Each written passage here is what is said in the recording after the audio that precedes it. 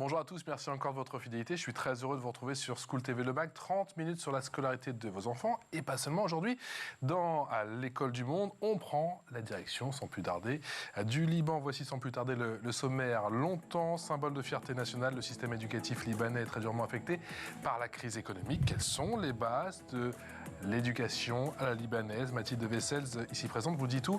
Dans un instant, un système à 2, voire à 3 vitesses. Dans cette équation, quelle place pour l'école publique? Va-t-elle totalement disparaître, oui ou non, au profit de l'école privée? Élément de réponse dans un instant. Et puis le Liban, face à une crise économique et politique, comment l'exécutif peut-il relancer son pays, son système éducatif? Quel rôle peut jouer le numérique? Est-ce la clé?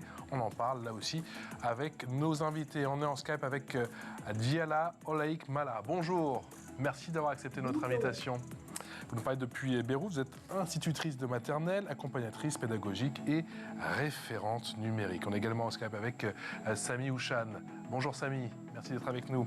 Vous êtes agrégé de géographie, doctorant contractuel à l'IEP d'Aix-en-Provence et notamment, je dis notamment parce que vous avez un CV long comme le bras, chercheur associé à l'IFPO Beyrouth. C'est parti pour la loupe.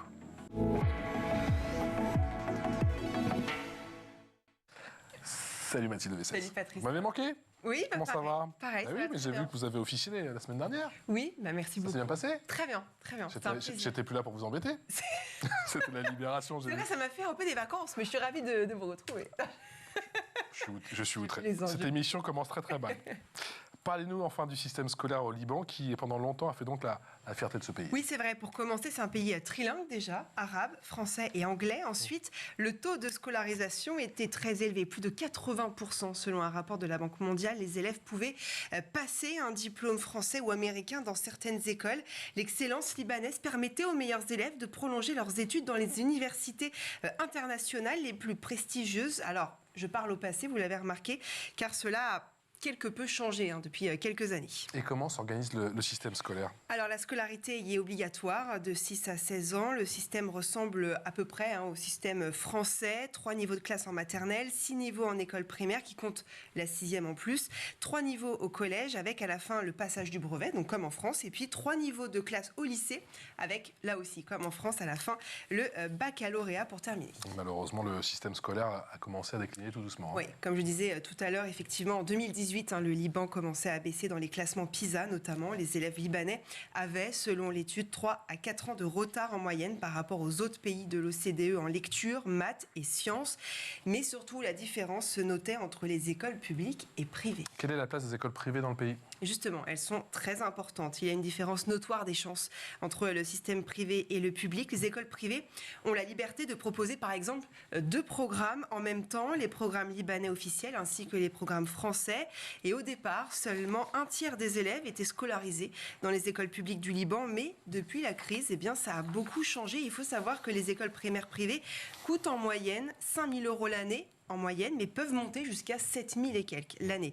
C'est pour cette raison que la classe moyenne, devenue depuis 2019 pauvre, n'a pas d'autre choix, malheureusement, que de mettre leurs enfants dans des écoles publiques. Avec la crise économique et la dévaluation forcément de la monnaie, le Liban traverse une période plutôt difficile de son système scolaire en pâtit. Effectivement, le système scolaire libanais traverse une crise profonde, depuis la crise économique survenue en 2019. Dans un rapport sur la situation du système scolaire libanais, la Banque mondiale rappelle qu'en 2021, le secteur de l'éducation a fait face à 5 crises majeures. La crise syrienne, évidemment, l'effondrement économique, l'instabilité politique, le Covid, comme tout le monde, et puis enfin, la terrible explosion du port de Beyrouth, qui n'a pas arrangé évidemment le système scolaire libanais.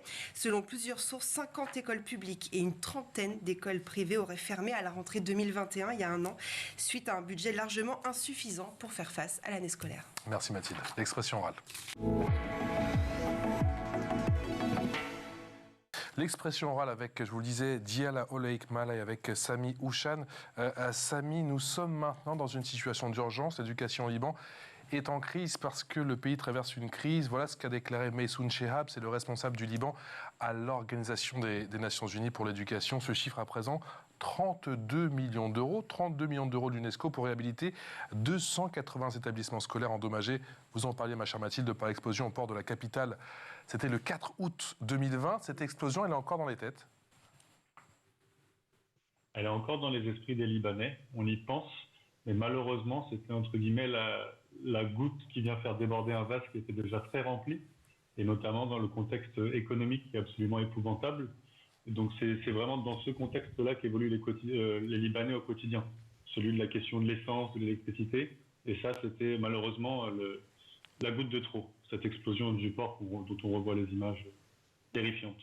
Oui, Djala, on dit que 85 000 élèves ont été concrètement impactés après cette explosion, mais on parle là des infrastructures. Il y a bien évidemment toute la dimension psychologique, j'imagine, pour les élèves. Tout à fait, tout à fait. Donc, cette explosion arrive après un an où on a fait face à la crise sanitaire, la crise économique, et il ne manquait que ça. Les séquelles, les traces sont psychologiques, on l'observe tous les jours. Dans nos quartiers, il y a plein d'élèves qui ont perdu soit un proche, soit tout en passant dans la rue de la ville, dans les rues de la ville, on peut voir encore les dégâts causés par cette explosion. Sans oublier les écoles déjà qui ont dû être maintenant reconstruites ou bien au cours de construction, de reconstruction pour toujours avoir les portes ouvertes à ces élèves. Sami Houchan, dans quel état sont les écoles dans ce quartier? On le précisait, effectivement, pas mal d'écoles ont été reconstruites, mais on imagine que ce n'est pas encore le cas pour toutes. Non, beaucoup d'écoles ont été obligées de se relocaliser dans d'autres espaces de Beyrouth ou bien dans les montagnes.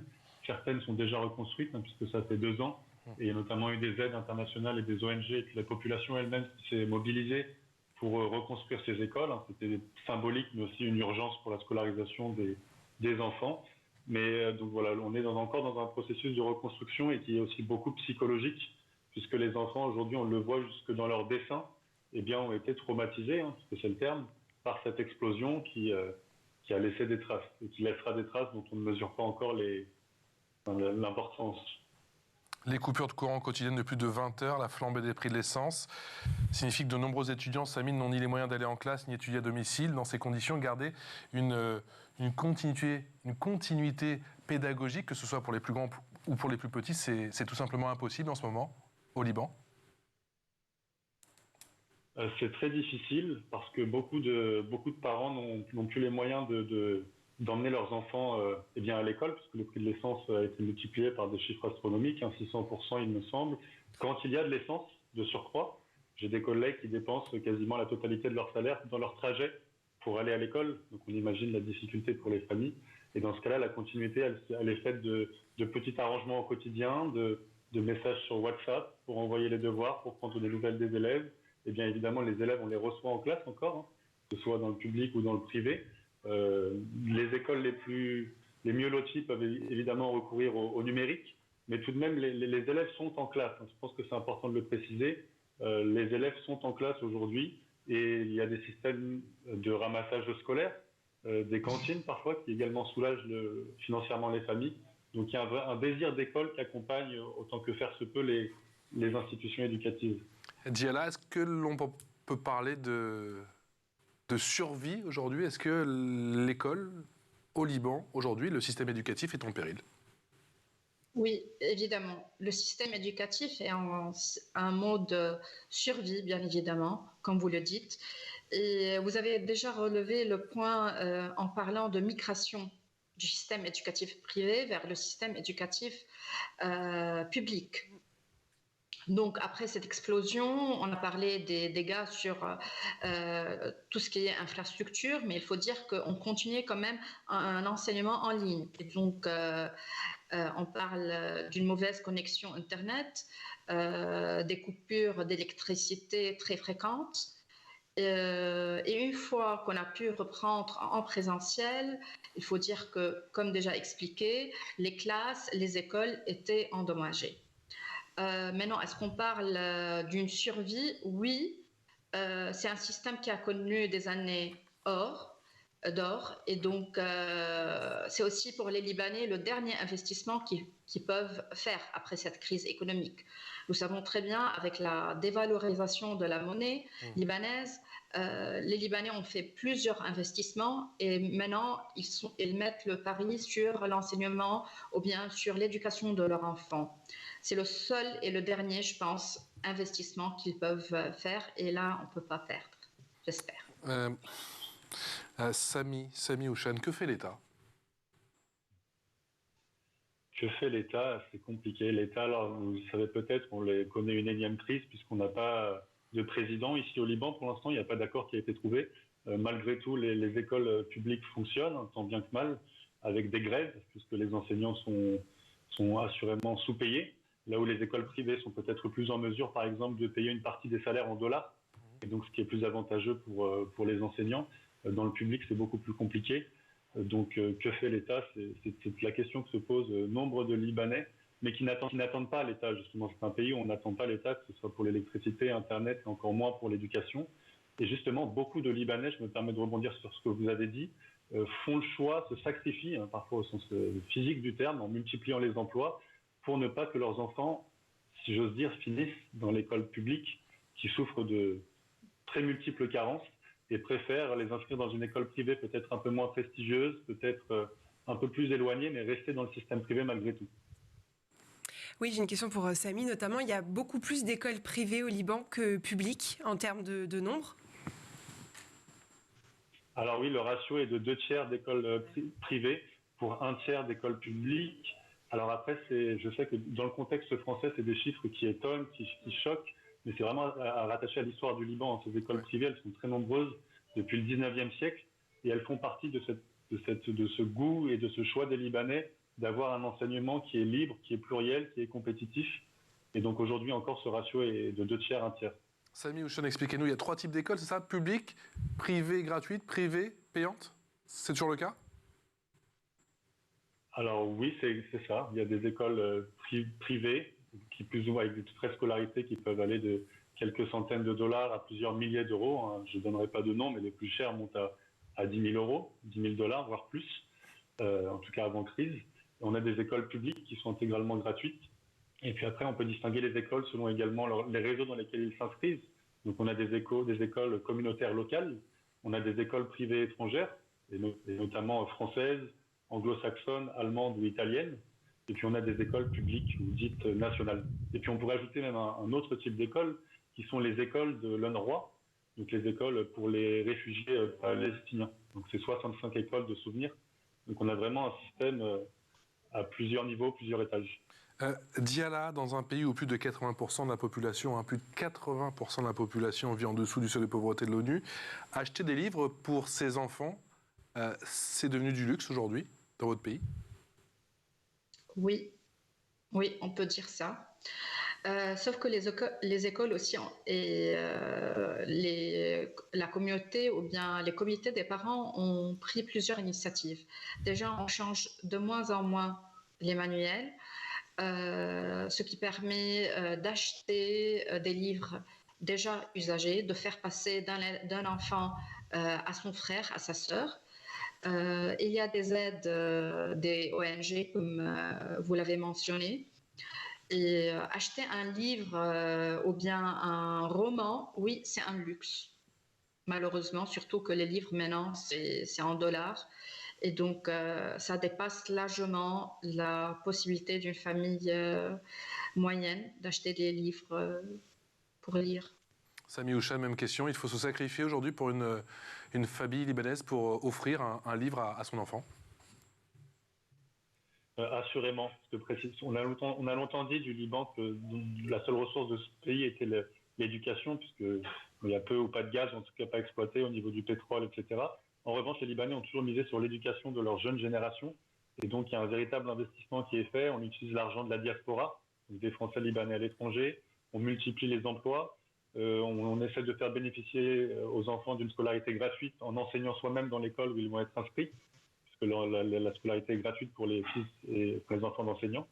Donc, on multiplie les stratagèmes, entre guillemets, pour assurer un avenir aux enfants, et véritablement. Alors comment ça se passe à Beyrouth, par exemple? Est-ce que les bibliothèques sont prises d'assaut? C'est la seule solution? Au niveau des bibliothèques, alors pareil, elles sont peut-être davantage fréquentées. Encore faut-il qu'il y ait assez d'ouvrages disponibles, assez de connaissances de où sont les bibliothèques, qu'elles soient suffisamment accessibles, puisque là on parle de Beyrouth, la capitale, mais il faut savoir qu'à l'échelle du pays, il y a de véritables inégalités d'accès à l'école. Donc Beyrouth est entre guillemets la région, la province la mieux lotie. Mais quand on va au Liban Nord, eh bien, ou encore dans la Bekaa, ou même au Liban Sud, c'est déjà beaucoup plus difficile d'accéder à un certain nombre de matériels. Mathilde. Oui, parmi les conséquences de cette crise évidemment économique, c'est évidemment le niveau scolaire. Quel est-il aujourd'hui? Comment le qualifierez-vous? Alors c'est très dur à hauteur d'enseignants, quand on a les mains dans le cambouis, bien d'évaluer la déperdition, la dégradation de ce niveau. Les chiffres parlent d'eux-mêmes. C'est du retard au niveau de l'apprentissage, des élèves qui redoublent toujours davantage, notamment dans les écoles près des frontières ou dans les régions les plus marginales du pays. Des pays étrangers qui sont de plus en plus réticents, ça je l'ai vu, je n'avais pas pris la pleine mesure de ce point-là, à recruter dans leurs universités des élèves dont ils estiment que le baccalauréat est bradé et qu'ils n'ont pas le niveau pour intégrer leur cursus. Donc ça a aussi des conséquences ensuite sur leur expatriation future. Donc un ensemble de difficultés comme ça qui accumulées font craindre une baisse de niveau imputable au contexte évidemment davantage qu'aux élèves qui sont ici particulièrement travailleurs, si j'ose dire. Djella Oleik Mala, est-ce que le numérique c'est la solution? Est-ce qu'il faudrait mettre le paquet, si j'ose dire, sur le numérique pour lisser ces inégalités entre les territoires au Liban? Alors, ça peut être un billet, mais pas le seul. C'est-à-dire que, de nouveau, les conditions du pays font qu'il y a même une inégalité pour avoir l'accès au numérique, que ce soit pour la formation des profs, que ce soit la connexion, le courant électrique, comme déjà mentionné, mais aussi l'accès, si vous voulez, à un ordi, à un post-ordinateur. Là, vous avez posé la question pour acheter un livre, qu'en est-il d'acheter un ordinateur pour se connecter et s'il y a plusieurs élèves, plusieurs enfants dans la famille? Comment le système, Samy, comment le système le plus réputé, effectivement, le disant d'introduction, Mathilde, le plus réputé du monde arabe, avec une telle déliquescence, et cela en l'espace de quelques années? Parce que le système éducatif n'est pas un îlot qui pourrait être découplé du reste de la société. Et là, il agit comme une caisse de résonance de ce qui se passe à l'échelle sociale. Et ce sont les plus jeunes qui en font les frais aujourd'hui. C'est à la fois un manque de volonté politique de revaloriser les salaires. C'est à la fois un gel du curriculum qui n'a pas été renouvelé depuis les années 2000. C'est à la fois une espèce d'amnésie en termes de programme, ma collègue en parlera peut-être aussi bien que moi, mais sur la question de l'histoire. On enseigne l'histoire au Liban que jusqu'à l'année 1943, car les partis politiques et les différents protagonistes ne se sont pas mis d'accord pour raconter l'histoire du pays de 43 à nos jours, ce qui est quand même délicat. C'est une question de moyens également. Donc c'est un ensemble de facteurs qui contribuent à fragiliser aujourd'hui ce système éducatif. Et alors, quel rapport ont ces élèves justement avec la guerre?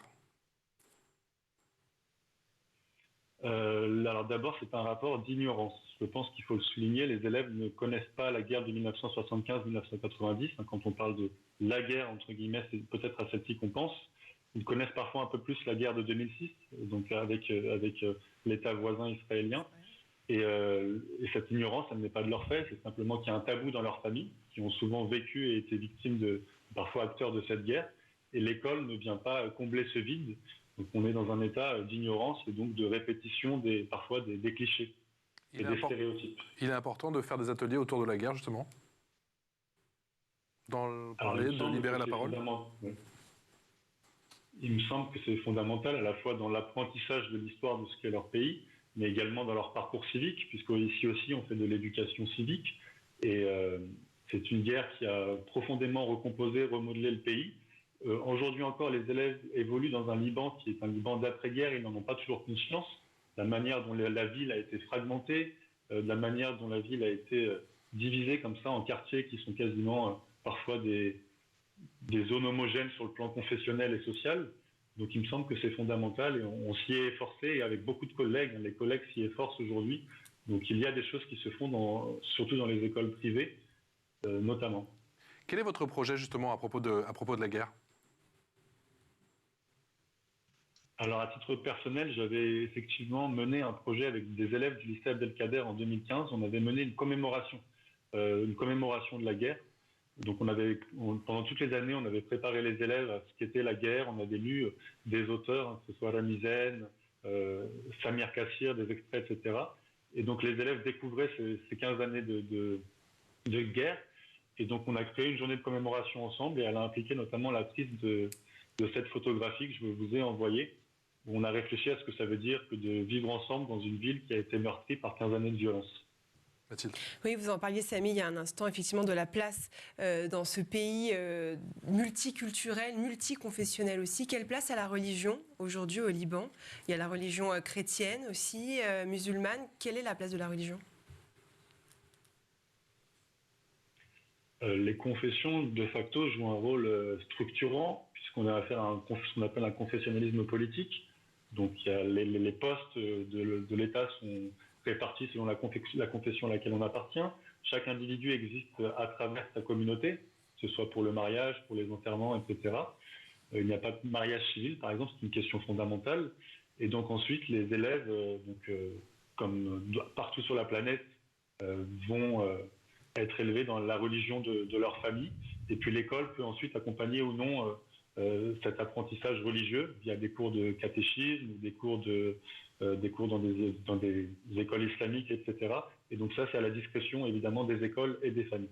Il ne me semble pas que dans les écoles publiques, il y ait des cours de religion à proprement parler. Djella Olaïk Mala, je crois que vous avez des personnes dans votre famille qui sont dans le système éducatif. J'imagine que vous en parlez ensemble. Que vous disent-ils et surtout comment le remettre en route, si je puis dire, et surtout ça passe par où ? Alors, à mon avis, ça passe déjà par la pyramide, par en haut, par l'État. Une fois la décision est prise, parce qu'il faut dire qu'il y a des pressions aussi des écoles privées pour ne pas trop encourager cette montée en compétences dans le système public. Donc déjà la décision au niveau de l'État, une politique bien définie d'un système éducatif, une révision des programmes, comme l'a mentionné mon collègue, notamment pour l'enseignement de l'histoire. Et puis, on passe à l'infrastructure, donc préparer les écoles publiques pour accueillir les élèves en 2020-2022. Samy Houchen, est-ce que dans 10 ans, il n'y aura que des écoles privées au Liban ? C'est à couper. Non, il n'y aura jamais que des écoles. Pardon. Je disais, il n'y aura jamais que des écoles privées au Liban, c'est inconcevable, ne serait-ce que pour une question de moyens. Et c'est cette pluralité d'écoles et de possibilités qui fait aussi la force du système éducatif libanais. Et la question est évidemment la question de la revalorisation qui a déjà été entamée. C'est un peu une marotte, cette question public-privé. Elle a déjà été entamée, mais avec j'ajouterais à ma collègue, par exemple, la question de la revalorisation des salaires des enseignants, la question également de la formation des enseignants, la question de la nomination des proviseurs de ces écoles publiques, qui est encore trop souvent teintée de clientélisme. Peut-être dépolitiser les écoles publiques, si j'ose dire, ce serait un moyen de les faire monter en grade. Dépolitiser les écoles publiques, vous faites comment ? C'est pas ancré justement dans la dépolitiser, c'est pas ancré dans la culture du pays ? Il ne me semble pas que ce soit nécessairement ancré. Le privé a réussi à faire des écoles aussi des espaces d'expression, de critique, et notamment vis-à-vis des institutions, vis-à-vis de l'histoire libanaise. Il me semble que l'école publique pourrait... je ne suis pas un expert, encore une fois, du système public, je connais davantage le système privé, mais comme beaucoup de chercheurs ici, mais il ne me semble pas que ce soit une fatalité. Djella Olaïk Mala, quelle est la place de l'extrascolaire au Liban ? On n'en a pas encore parlé. Alors, pour les parents, sont bien sûr convaincus du bien-être de leurs petits. Donc, vous avez les activités extrascolaires, des activités sportives, artistiques, culturelles. Avant Covid, un enfant de 5 ans peut avoir facilement 2-3 activités extrascolaires en dehors du curriculum, en dehors des heures de classe. Donc, dans des clubs sportifs, dans des centres culturels. Là, la situation du pays et après Covid, il faut dire qu'on reprend peu à peu ces habitudes saines, que je peux qualifier de saines, en inscrivant le petit de nouveau, pas autant, 2 ou 3 activités, mais au moins une. L'info en plus.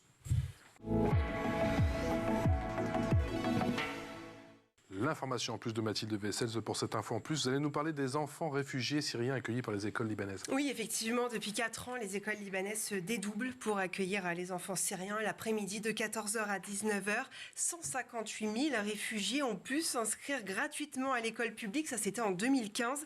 Ils représentent environ un élève sur 3. Une aide possible grâce notamment à l'aide internationale. En 2021, c'était plus de 6 000 nouveaux professeurs libanais qui ont été recrutés afin de renforcer le personnel des 238 écoles qui pratiquent justement cette double journée. La plupart des enfants syriens scolarisés au Liban souffrent de traumatismes, évidemment, plus ou moins graves. Beaucoup ne savent ni lire ni écrire, ce qui est un vrai défi pour le Liban. Mais les professeurs ont à cœur leur mission et face à la soif d'apprendre de ces enfants et adolescents, ils ont l'espoir, en tout cas, de leur transmettre assez de savoir pour qu'ils puissent ensemble reconstruire leur pays après la guerre. Djala Olaïk Mala, est-ce que vous avez déjà, justement, vous, accueilli des jeunes Syriens ? Non. Comme je travaille dans une école publique, non.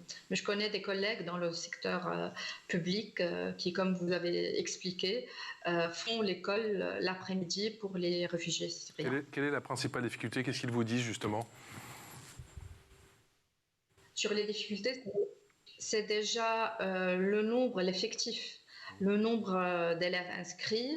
C'est l'inégalité des chances, mais aussi peut-être, encore une fois, les programmes. Samy, et la possibilité de différencier, parce qu'on a différents profils, différentes difficultés ou bien lacunes. Et donc, est-ce que le système, avec les programmes proposés, le permettent ou non ? Samy Ouchan, j'ai le sentiment que l'égalité des chances, ça n'a jamais été le credo, le leitmotiv au Liban. Est-ce que c'est vrai ? Oui, je dirais que ce n'est pas le leitmotiv, c'est plutôt un principe de liberté qui a sous-tendu le système éducatif libanais. Donc c'est à chacun selon ses choix familiaux, idéologiques, religieux et ses capacités matérielles et financières également, davantage qu'une égalité des chances stricto sensu, au sens qu'on peut entendre en France par exemple. Donc probablement oui. Djala, est-ce que vous arrivez encore aujourd'hui, en 2022, bientôt 2023, à être positive ? Est-ce que vous avez un espoir quant au système, au devenir du système éducatif libanais ? Oui, il faut garder l'espoir, à mon avis. Je suis quelqu'un de très positif dans la vie. Et j'y crois parce que tout simplement, la culture libanaise fait que le savoir vient au premier plan. Maintenant, il y a des difficultés, c'est sûr. On est en mode de survie, oui, mais jusqu'à quand ? Je pense qu'au bout de quelques années, là, on va pouvoir, j'espère, dépasser cette crise et donc revoir le système éducatif comme on souhaite le voir. Même question pour vous, Samy. Pareil, j'aurais également tendance à être optimiste nécessairement, puisqu'on tous les jours on donne cours à des jeunes qui eux le sont, veulent croire en leur chance d'évoluer, de grandir, éventuellement de migrer si c'est leur choix. Donc je pense qu'il y a des ressources qu'on n'imagine pas, je crois, depuis l'étranger, des professeurs remarquables qui, indépendamment des aides de l'État, font le travail, sont ingénieux, trouvent des moyens d'aider le plus grand nombre de monde, indépendamment des handicaps, indépendamment de la fracture numérique, indépendamment des inégalités sociales. Donc ça, c'est assez remarquable. Et puis des élèves qui sont travailleurs, qui croient aussi en l'école comme ascenseur social, comme moyen d'accéder au reste du monde. Donc optimiste malgré tout. Et puis pour avoir étudié l'histoire, je sais que le système éducatif s'est relevé de 15 années de guerre. Donc j'espère qu'il se relèvera de ces années de crise actuelle. Merci infiniment à tous les deux. Merci à Sami Houchan, agrégé de géographie, doctorant contractuel à l'IEP d'Aix-en-Provence et chercheur associé à l'IFPO Beyrouth. Et à vous aussi, Diala Loïc Mala, institutrice de maternelle, accompagnatrice pédagogique et référente numérique. Un grand merci à tous les deux. Merci ma chère Mathilde, on se retrouve très vite. On n'hésitera pas à vous rappeler dans 6 mois, voire 1 an, pour faire le point, bien évidemment, sur l'évolution du système éducatif au Liban. Un grand merci à vous deux et à vous aussi, ma chère Mathilde. On se retrouve demain pour un nouveau numéro de School TV Le Mag.